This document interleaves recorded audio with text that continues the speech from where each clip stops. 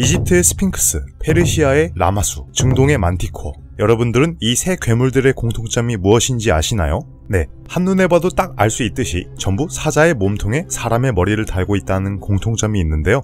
아니, 사람 몸뚱아리에 동물 머리 달린 건 봤어도 반대로 달아놓으니 뭔가 꽤나 징그러운데요. 어째서 고대 중동 사람들은 이런 요상한 괴물들을 생각해냈던 것일까요? 그래서 오늘은 고대 중동의 세 괴물들, 스핑크스, 라마수, 그리고 만티코어의 비밀들에 대해 한번 이야기해볼게요. 참고로 이전 영상인 스핑크스와 만티코어 이야기를 보지 않으신 분들은 순서는 상관없으니까요. 영상 끝에 링크를 달아둘 테니 본 영상을 먼저 보시고 이전 영상들을 시청하세요. 왕궁과 신전의 파수꾼, 스핑크스. 스핑크스라고 하면 대부분 그리스 신화 속 스핑크스보다 이집트의 스핑크스 상을 먼저 떠올리실 텐데요. 그리스의 스핑크스와 이집트의 스핑크스, 둘 중 어떤 게 원조일까요? 당연하게도 이집트의 스핑크스가 원조라고 합니다. 이 두 스핑크스의 직접적인 연관성은 아직 밝혀내지 못한 상태이지만 학자들은 이집트의 스핑크스가 그리스에 전해진 것으로 추측하고 있는데요. 그도 그럴 것이 그리스 신화 자체가 이집트 신화에서 많은 영향을 받았기 때문이죠. 그리스인들이 이집트 신화를 거의 그대로 가져다가 그냥 지들 입맛에 맞게 고쳤다고 해도 과언이 아니니까요. 그러다 세월이 흘러 그리스 현지화가 이루어졌고 여러 이야기가 더해지면서 그리스 고유의 신화가 탄생한 것이고요. 그리고 그중 대표적인 것이 바로 스핑크스였던 것인데요. 그리스의 스핑크스 또한 이집트의 스핑크스가 그리스에 전해졌다가 현지화를 거친 것으로 보입니다. 그래서 그리스의 스핑크스는 이집트의 스핑크스와 참 많이 닮아있죠. 그런데 한 가지 재밌는 것은 이집트가 스핑크스의 원조임에도 불구하고 스핑크스라는 이름 자체는 이집트어가 아닌 그리스어라는 사실인데요. 사실 이집트 스핑크스에게도 이름은 있었지만 아무런 기록이 남아있지 않아 이집트 스핑크스의 진짜 이름을 알 수 없다고 합니다. 그래서 어쩔 수 없이 그리스 스핑크스의 이름을 그대로 쓰고 있는 것이죠. 추측컨대 고대 그리스인들이 이집트에 놀러갔다가 스핑크스 상을 보고 자신들이 알던 스핑크스와 똑 닮아 스핑크스다 라고 불렀던 것이 그 시작인 것 같습니다.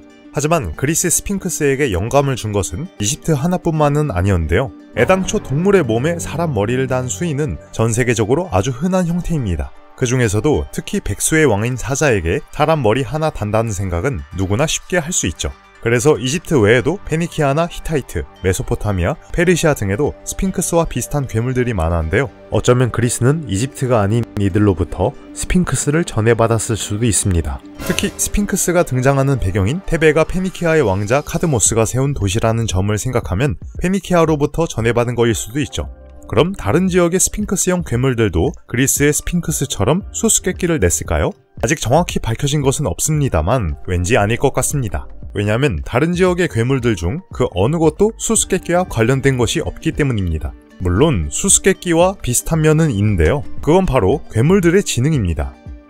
수수께끼랑 지능이 무슨 연관? 수수께끼를 내려면 지능이 높아야 한다. 그런 건가요? 네, 맞습니다. 이런 스핑크스형 괴물들은 비록 정도의 차이는 있지만 사람 머리를 달고 있어서 그런지 대부분 지능이 높다는 설정을 가지고 있는데요. 거기에 야수의 몸에서 나오는 야만성과 잔인함, 동물적인 힘도 가지고 있죠. 이는 애당초 스핑크스라는 존재를 설계할 때부터 인간의 이성과 지능에 야수의 힘과 야만성을 합치려는 의도를 갖고 만들었기 때문으로 보입니다. 왜냐면 단순히 사람 형상만 띡 갖다 놓으면 별로 강해 보이지가 않고 반대로 동물 형상만 띡 갖다 놓으면 왠지 힘만 세고 멍청할 것만 같으니 인간의 명석한 두뇌와 동물의 강한 육체를 붙여 완벽한 존재를 만들고자 했던 게 아닌가 싶습니다. 이처럼 현명한 데다 강하기까지 하니 고대인들은 이 스핑크스형 괴물들을 주로 왕실이나 신전 같은 중요한 공간을 지키는 문지기의 역할로 삼았는데요. 이는 문지기의 역할이 단순히 그 길만 지키는 것이 아닌 피아를 제대로 식별해 우리 편은 들여보내고 위장한 적은 색출에 가로막아야 하는 까다로운 일이기 때문이었습니다. 또 입구를 지나치는 아군에게는 든든한 수호신의 인상을, 적에게는 무서운 문지기의 인상을 줘야 했습니다. 그러니 인간의 지혜와 동물의 힘을 모두 가진 스핑크스형 괴물들이 문지기로서 딱 알맞았던 것이죠. 더 나아가 스핑크스는 지나가는 사람들에게 정해진 암호나 수수께끼 따위를 물어 피아를 식별한 것으로 추측됩니다. 그리고 그것이 그리스 스핑크스가 수수께끼를 낸다는 모티브가 된 것 같고요. 그래서일까요? 이러한 스핑크스의 상징을 비밀단체인 프리메이슨이 차용하기도 했는데요. 프리메이슨은 자신들의 비밀과 지식들을 외부인들로부터 지키기 위해 프리메이슨 신전의 입구에 스핑크스 석상을 설치해두었다고 합니다. 오, 꽤나 비밀단체스러운 설정이네요. 그런데 이러한 스핑크스형 괴물들은 비단 이집트에만 있던 것이 아니라고 하는데요. 그렇다면 세계에는 또 어떤 스핑크스형 괴물들이 있었던 것일까요? 그 이야기를 지금 한번 들어봅시다. 천사의 모티브가 된 괴물, 라마수. 이집트와 그리스의 스핑크스 다음으로 유명한 스핑크스형 괴물로는 고대 메소포타미아의 라마수를 예로 들 수 있습니다. 라마수는 사람의 머리에 소 혹은 사자의 몸통을 하고 있으며 날개가 달린 것도 있는데요. 보통 수염이 덥수룩하고 관모를 쓴 남성의 머리를 달고 있지만 종종 여성형도 있다고 합니다. 대부분 라마수는 수컷이지만 원래는 암컷이 그 기원이라고 하는데요. 라마수의 기원은 수메르 신화에 나오는 여신 라마였는데요. 라마는 인간 여성의 모습을 한 여신으로 신과 인간 사이를 오가는 전령의 역할을 수행했다고 합니다. 그러다 아카드인들이 라마를 라마수라고 부르기 시작했으며 그 후에 들어선 아시리아부터는 라마를 더 이상 인간 여성의 모습이 아닌 날개 달린 황소 혹은 사자의 몸통을 한 남성의 모습으로 바꾸었다고 합니다. 그리곤 이 라마 여신을 더 이상 전령이 아닌 라마수라는 신전과 왕궁을 지키는 수호신으로 사용했죠. 이는 아마도 아시리아인들의 동물 숭배 사상이 전해져 여신을 반인반수로 만든 것 같습니다. 또 날개는 민첩함을 상징하는데 이는 전령 여신 라마의 날개가 전해진 흔적이 아닐까 싶습니다. 후기에 만들어진 라마수들은 5개의 다리를 가지고 있는데요. 이것은 다리 하나를 더함으로써 다리 4개를 가진 평범한 동물들보다 라마수가 더욱 비범한 능력을 가졌음을 두각시키기 위해 만든 것 같습니다. 라마수는 이후 아시리아와 바빌론, 페르시아에 걸쳐 폭넓게 사용되었는데요. 처음엔 그저 민간에서 작은 조각상이나 그림 등으로 쓰이던 것이 점차 왕과 사제들에게도 전해져 왕궁과 신전 등을 지키는 문지기로 쓰이기 시작했습니다. 이후에는 아예 왕실과 왕권을 상징하기까지 했죠. 그래서 라마수가 머리에 뿔 달린 관모를 쓰고 있는 것인데요. 그 덕분에 라마수는 그 위용에 걸맞게 크기도 거대해졌으며 그 모습 또한 굉장히 화려해지게 되었습니다. 다만 한 가지 특이한 것은 그저 자리에 앉아만 있는 이집트의 스핑크스와 달리 라마수는 서 있다는 것인데요. 정면에서 보면 마주하는 이를 내려다보며 압도할 것만 같지만 옆에서 보면 걷고 있는 듯한 역동적인 모습으로 조각해 놓았습니다. 또 스핑크스는 거대한 한 마리나 작은 여러 마리로 장식된 경우가 많은데요. 라마수의 경우 거의 대부분 거대한 2마리의 석상이 문 양옆을 지키고 있는 것이 특징이죠. 한 가지 재밌는 것은 이 라마수가 바로 성경에 등장하는 천사들 중 하나인 케룹의 기원일 수도 있다고 하는데요. 고대 유대인들은 여러 중동 제국들에게 침략과 정복을 자주 당해 이들로부터 많은 영향을 받았습니다. 그래서 구약 성경의 내용 중 이들로부터 가져온 것들이 참 많죠. 그렇다 보니 구약 성경에 등장하는 케룹이라는 천사 또한 이 라마수를 차용한 것이 아닌가 의심됩니다. 한국어로 지천사로 번역되는 케룹은 에스겔서에 등장하는 천사인데요. 인간, 사자, 독수리, 황소의 머리가 각각 4방향으로 달려있으며 2쌍의 날개, 2쌍의 팔, 소의 발굽, 온몸에 달린 수백 개의 눈이 달린 이상한 모습이라고 합니다. 생김새가 워낙 이상해서 그 정확한 외모는 알 수 없으나 케룹이 가진 날개와 소발굽, 사자와 인간의 머리 등이 라마수에서 모티브를 얻은 것 같다고 하는데요. 그 중에서도 특히 라마수가 본래는 신과 인간을 연결해주는 전령이었던 라마 여신이었다는 점이 기독교 천사의 그것과 일맥상통하죠. 와, 조금 억지 같기도 한데 또 듣고 보니 그럴 수도 있다는 생각이 드네요. 이쯤 되면 대체 만티코어는 무엇이냐 싶으실 텐데요. 만티코어는 사실 외모만 스핑크스와 닮았을 뿐 스핑크스나 라마수처럼 수호신은 아니라고 하는데요. 만티코어는 그럼 어떤 괴물이었을까요? 이번엔 만티코어에 대해 한번 이야기해볼게요. 사막의 식인 괴물, 만티코어. 만티코어는 고대 페르시아에 살았다고 전해져 내려오는 식인 괴물입니다. 그래서 만티코어라는 이름 또한 고대 페르시아어로 식인을 뜻하는 마르티아 콰르에서 유래되었다죠. 그런데 한 가지 이상한 점은 만티코어는 페르시아의 괴물이었음에도 불구하고 그 기록은 고대 그리스와 로마, 중세 유럽과 같은 서구에서 발견된다는 것인데요. 고대 그리스와 로마의 몇몇 기록들에서 만티코어에 대한 언급을 찾아볼 수 있으나 서유럽에 본격적으로 알려진 것은 베스티아리 덕분이었다고 합니다.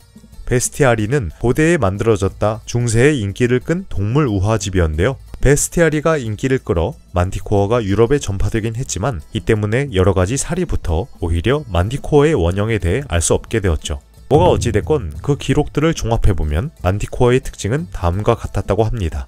만티코어는 흉측한 노인의 머리에 사자의 몸통, 전갈의 꼬리, 때에 따라서는 날개가 달린 것도 있었습니다. 또 매우 날카롭고 수많은 이빨들이 입안에 세 줄로 나 있었으며 입에서는 맹독을, 코에서는 공포를 뿜었다고 합니다. 그래서 만티코어를 마주하는 이는 그가 내뿜는 공포에 질려 움직일 수조차 없었으며 그의 숨결에서 뿜어져 나오는 맹독을 맡으면 그 자리에서 죽어버렸다고 합니다.